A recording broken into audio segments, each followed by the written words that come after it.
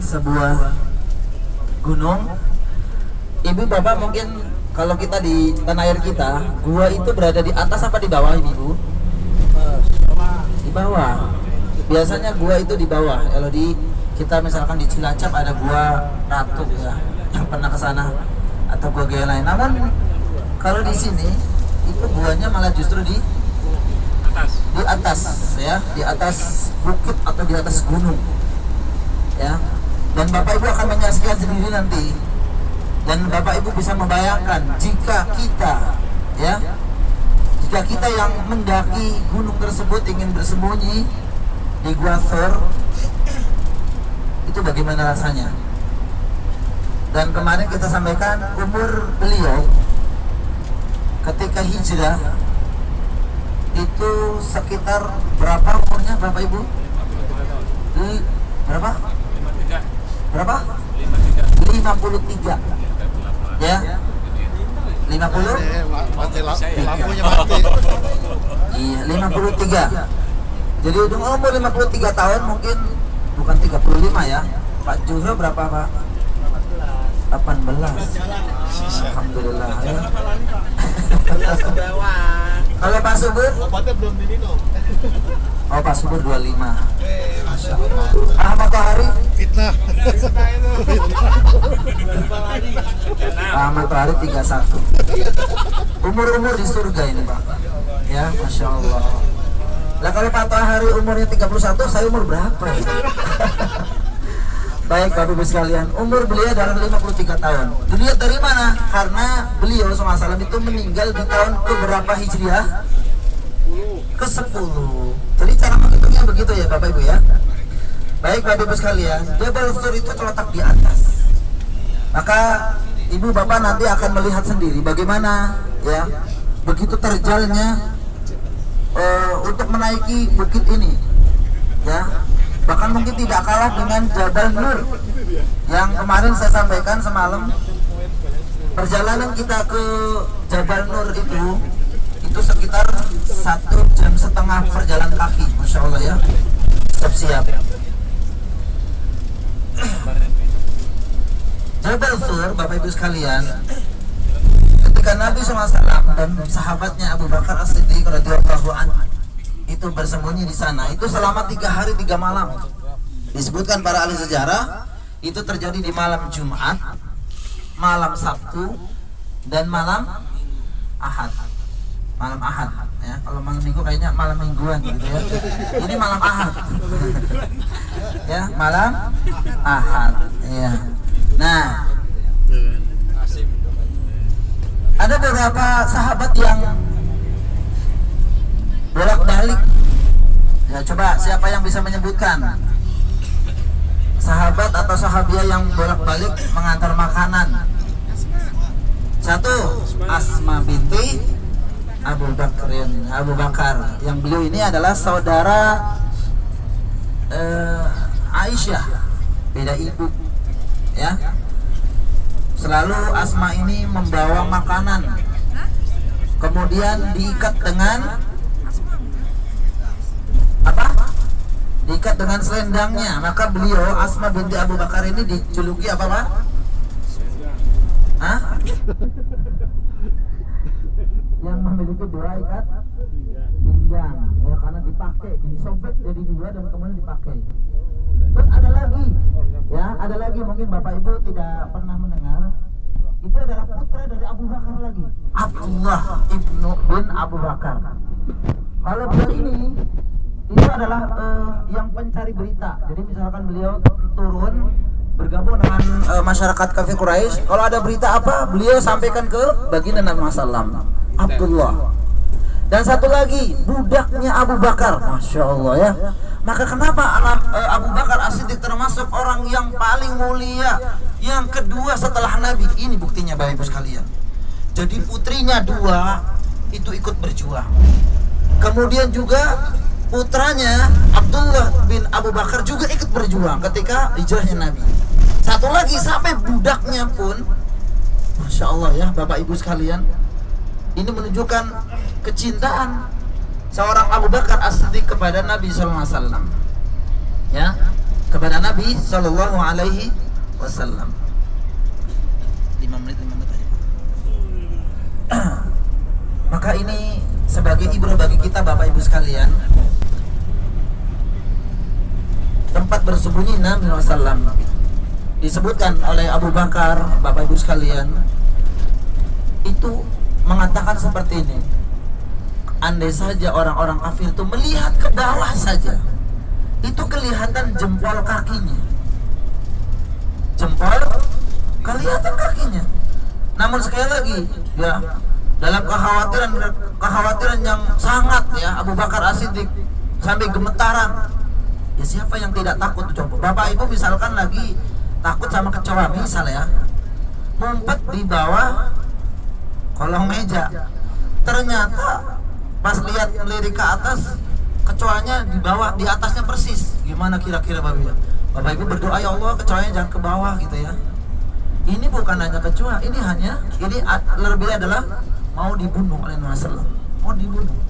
Tapi Nabi SAW memberikan apa? Memberikan nasihat, menyatakan yang tadi disampaikan oleh Al-Ustaz ya. Beliau mengatakan, kalau kita hanya berdua, kalau mereka adalah banyak, maka kita berdua, dan yang ketiganya adalah Allah. Jadi innallaha ma'ana la takhaf wa la tahzan innallaha ma'ana. Jadi jangan takut dan jangan khawatir, bersedih, sesungguhnya Allah bersama kita. Ibrah, pelajaran bagi kita Ibu-ibu sekalian, bahwa ketika kita melaksanakan kebaikan sekecil apapun, itu nggak usah resah Bapak Ibu sekalian. Misal banyak orang yang sering komentar dengan amal ibadah kita. Ada nggak Bapak Ibu sekalian? Ya, maka saya baru saja menulis statusnya ini perkataan orang Arab nih, kalamun nas la yantahi. Jadi manusia itu ketika berkomentar terhadap kita itu tuh nggak ada habisnya Bapak Ibu sekalian, nggak ada habisnya. Betul tidak? Betul. Ibarat diceritakan di sebuah kisah, itu seperti ayah dan anak itu naik bukan unta, keledai. Nah ya, dinaikin tuh keledainya dua-duanya, bapaknya naik, anaknya naik. Pas lewat suatu kaum, dikomenin, itu bapak sama anak itu yang benar-benar tidak sayang sama hewan tunggangan. Turunlah dua-duanya, gak naik dua-duanya. Ketika lewat di suatu kaum, dikomentar lagi, wah bodoh banget tuh, bapak sama anak sama aja, kenapa? Bawa kendaraan kau gak dinaikin. Akhirnya naik satu, bapaknya naik. Lewat suatu kaum, komen lagi, wah bener-bener nih bapak, anak suruh nuntun, bapaknya naik. Turun, anaknya naik, bapaknya turun.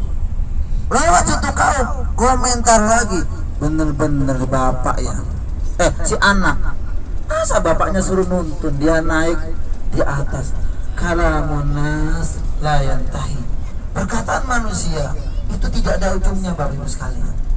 Mungkin Bapak Ibu bisa dibilang, lebih baik beli mobil daripada umroh, lebih baik DP untuk beli tanah tuh belakang rumah, beli sawah, beli ini, beli motor, beli ini daripada ini. Karena mungkin Bapak Ibu sekalian, secara naluri, secara dohirnya, memang kalau buat umroh ya uangnya habis ya Bapak Ibu ya. Tapi kalau beli tanah Pak Ahmad Tohari, itu bisa bikin gedung di sana ya, gedung TPA, gedung apa saja bisa. Tapi kita lebih memilih Allah dan Rasulnya. Namun jangan lupa, karena Nabi SAW pun menyatakan ya, bahwa ternyata biaya yang dikeluarkan oleh bapak dan ibu untuk melaksanakan ibadah haji dan umroh itu dijanjikan oleh Allah Subhanahu wa Ta'ala. Jabar Rahmah itu sebagian ulama tidak sependapat, karena kalau Jabar Rahmah itu bukit cinta katanya. Ya Bapak Ibu ya, yang tentu bukit cinta ini Bapak Ibu sering mendengar, itu adalah pertemuan Adam dan Hawa. Namun wallah alam, para ulama itu mencari dalil yang menyebutkan itu. Maka mereka berkesimpulan bahwa ini adalah cerita Israiliyat saja. Jadi tidak ada dalil yang khusus. Jadi maka jangan nanti Bapak Ibu terutama yang semalam juga temu kangen ya, Pak Ahmad Tohari ketemu istrinya, Pak Subur ketemu istrinya, ya Pak Mustaqim ketemu istrinya, betul-betul ketemu kangen. Kalau yang kita yang bujang-bujang ya temu kangen sama madu lah ya. Iya sama madu ya temu kangen. Iya madu Yaman. Nah, yang lebih tepat adalah dinamakan dengan Jabal Arafah. Ya, Jabal Arafah. Para ulama mendefinisikan atau menyebutkan kenapa dinamakan dengan Jabal Arafah. Jabal itu artinya gunung, Arafah itu ada ya mengetahui. Ya, diantaranya adalah ada yang menyebutkan bahwa dulu Allah Subhanahu wa taala melalui malaikat Jibril itu memberitahukan tempat-tempat untuk haji. Termasuk tempat itu adalah bukit atau Jabal Arafah ini. Maka kata Nabi Ibrahim mengatakan araftu. Iya saya tahu. Jadi al-araf itu artinya tahu, mengetahui ya. Dan kemudian di sana tidak ada keutamaan khusus. Para ulama menyebutkan tidak ada keutamaan khusus kecuali pada tanggal 9 Zulhijjah. Itu juga kalau kita sebutkan Bapak Ibu ya, kayak sepertinya ada yang tahun ini mau mendirikan ibadah haji ya, Ibu Sohana bukan? Iya, insya Allah ya, mudah-mudahan Allah mudahkan ya. Nih ya, kita minta doa sama beliau ya, biar kita juga tahun ini bisa berangkat juga ya. Siap Pak Jura? Siap, alhamdulillah ya. Nah, pas haji juga mungkin sekalian buat ibu ya, buat ibu nih. Ketika Rasulullah SAW itu wukuf di Arafah tanggal 9, itu beliau tidak di atas, tapi berada di bawah, naik onta dan kemudian menghadapnya itu ke kiblat. Namun pas menghadap ke kiblat itu, menghadap ke Ka'bah ini, kebetulan itu menghadapnya persis ke masjid ke Jabal Arafah. Jadi ini yang disalahpahami oleh para jamaah. Sebelah mana Pak Ibu? Sebelah kanan yang paling tinggi. Allahu Akbar. Oh yang kecil-kecil berarti saya saking jauhnya ya Bapak Ibu ya. Nah ini kalian ini mumpung ingat kalau memang ini nanti malam. Cung yang siap. Siap. Cung. Cungnya jangan ini. Jabal Nur ya. Oh Jabal Nur, Jabal Sur belum ya. Iya baik. Nggak bisa siang. Siang panas, penuh. Malam kelihatan. Dan itu kecil banget ini tempatnya, kecil dari situ. Jabal Sur ya Bapak Ibu ya. Nih Bapak Ibu kita udah sampai, kita hanya di bawah ya, nggak bisa ke atas Pak Subur. Kalau ke atas bengep kita nanti, kaki kita masya Allah ya. Dan nanti seputar Arafah nanti kita akan lanjutkan penjelasan singkatnya biar Bapak